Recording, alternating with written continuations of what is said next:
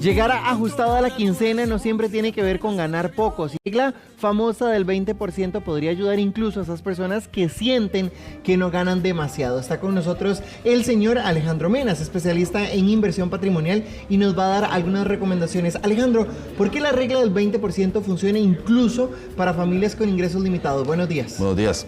Bueno, muchísimas gracias de verdad por estar por acá. Bueno, primero que nada, las personas que nos están viendo en casa y demás. La regla del 20% realmente no solamente es un concepto que alguien se levantó en la mañana y lo inventó por ahí. O sea, principalmente es un tema estadístico y va representado por todo el tema de números. En Costa Rica, en la región central, en la encuesta del INEC de NAJO y la encuesta nacional a los hogares, se dice que en la región central las familias por lo general tienen un promedio de 1.295.000 colones en ingresos en la región central en 2025. Eso quiere decir que si ponderamos eso al 20%, estaremos hablando aproximadamente de unos 250.000 colones.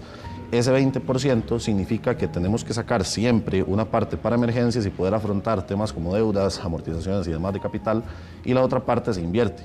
¿En qué se invierte? Realmente eso no lo podemos decir hasta que no tenemos a la persona al frente, pero por eso es que la regla del 20% sí se define con respecto a no ganar más, porque estamos hablando que con 250.000 colones, si dividimos eso a la mitad, que viene siendo 125.000, en ese caso, si invertimos a 25 años de una tasa, por ejemplo, fija, el 12.50%, estaremos hablando de una fortuna de 226 millones de colones para cada familia. Eso las personas no lo ven tal vez hoy, creen que 125.000 colones no van a cambiar su estilo de vida, y aquí no estamos aumentando el ingreso, simplemente estamos sabiendo distribuir mejor las cosas. Eso realmente es estadístico, es algo que ya el país lo tiene como tal, pero por eso nos referimos que la regla del 20% viene de la mano con eso.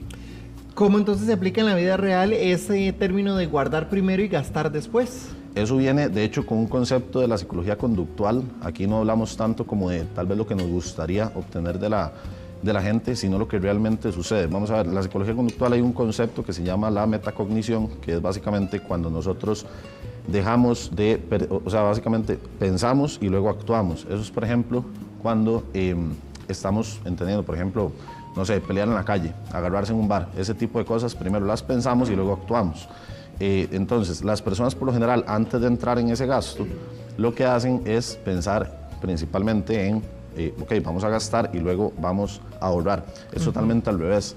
Por eso es que la metacognición viene de la mano con reiniciar nuestra mentalidad para poder tomar mejores decisiones. ¿De qué manera dividir la quincena por los días? Usted ahora hablaba de guardar 100 y algo de 1000, pero realmente cómo lo hacemos, ¿verdad? Para que el dinero nos rinda más tiempo, podamos hacer ese ahorro que usted bien decía, no lo vamos a ver ya, ¿verdad? Nos va a cambiar el estilo de vida conforme pasa el tiempo, pero ¿cómo lo dividimos? Eso viene de la mano también, de hecho, con la respuesta anterior, y bueno, basándonos también en la psicología conductual, hay otro concepto que se llama la desindividuación. Eso básicamente lo que nos dice es que nos diluimos completamente la gente y no tomamos criterios propios de economía. Entonces básicamente le echamos la culpa a nuestro cuñado, a nuestro hermano, a nuestros papás de las malas decisiones que estamos tomando hoy, o incluso a la economía y a la política del país. Eso significa que no somos capaces de vernos y hacer introspección a sí mismos y poder tomar mejores decisiones financieras. Eso al final afecta en masa. Y por eso es que, de hecho, el padre de la individuación, lo que dice es, Carl Jung, lo que dice es meramente pensar críticamente y poder autopercibirse como una persona empresario de capital. De hecho, en nuestra firma les ayudamos a las personas a poder entender cómo no tienen que ganar más de la cuenta, sino saber distribuir mejor sus ingresos. Alejandro, ¿qué cambia cuando convertimos gastos repetitivos, el transporte, la comida, por montos que ya nosotros más o menos sabemos por dónde andan? Ok. Principalmente hay que dejar de lado que con tener un Excel ya vamos a tener todos los controles. Hay personas, yo por ejemplo era así, yo llegaba todos los días en la noche, hacía, no sé, veía hasta que gasté en los chicles, lo ponía ahí, y aunque fuera desbordado económicamente, si yo decía, podía gastar 250.000 colones en el mes, podía ir por 400 y seguía gastando. Pero el tener ese control, digamos, sobre el Excel, yo pensaba que yo tenía control sobre esa economía, y al final no es eso. Entonces vemos que no se trata de un tema de números, no se trata de un tema matemático ni de fórmulas mágicas financieras que podemos ver por ahí. Al final es la conducta psicológica por la cual nosotros fuimos concebidos, digamos, desde el puro inicio y también criados. Entonces viene más que todo por ahí. Primero es entender de dónde está la raíz del problema y luego tomar mejores decisiones financieras. Entonces, ¿qué microajustes diarios podríamos nosotros hacer para empezar a tener un poco más de dinero sin sentir que estamos recortando todo? Ok, eso viene de la mano con la desindividuación, que es salirse de la masa y tomar decisiones propias con base en un criterio que me va a beneficiar a mí. Te lo voy a poner así, Rafa, digamos, en Costa Rica, tomando como base ese 1.295.000 que dice el INEC a través de la encuesta nacional de hogares que ganan las personas en la región central, bueno, las familias en la región central, y en la región central aproximadamente hay unos 3 millones de personas, ¿verdad?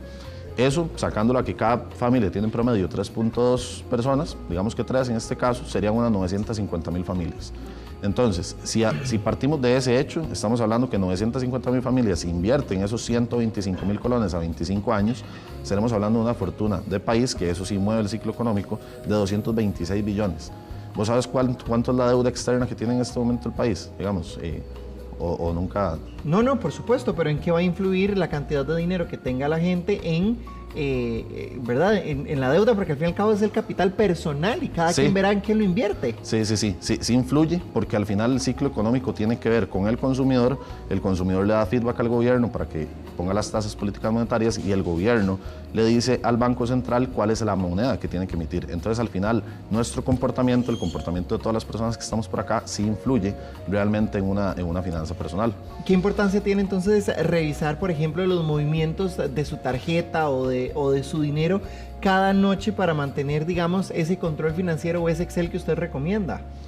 Básicamente tendríamos que partir de los hechos principales, que son los básicos. En este caso hay otro concepto también que se transa, digamos que se habla en psicología, que es, bueno, esta parte de la metacognición y demás, pero Mohamed Yusuf, que es el ganador del premio Nobel en 2006, él dijo que principalmente el cambio en el país empieza desde los hogares. Entonces, y eso va de la mano con la mentalidad correcta, no va de la mano con números. Porque yo, por ejemplo, he tenido doctores que llegan a mí con 20 millones de colones mensuales que ganan, por ejemplo, y gastan 18 millones en deudas. Entonces, al final no es un tema de números, es un tema de mentalidad. Cómo fuimos criados a partir de un entorno económico y, de nuevo, la economía sí influye. Las personas cuando creen que hablan de economía creen que es la casa, y la economía realmente tiene que ver con variables políticas que no podemos controlar, pero las finanzas sí. Entonces todo comienza, como dijo Mohamed, las finanzas a partir, digamos, de un esquema diferente de la economía, porque son dos conceptos diferentes, todo comienza ahí. Entonces la diferencia radica en su hogar, que eso de hecho en psicología también se le llama locus interno. Lo que pasa afuera empieza en mi casa. Eso es lo que yo puedo controlar.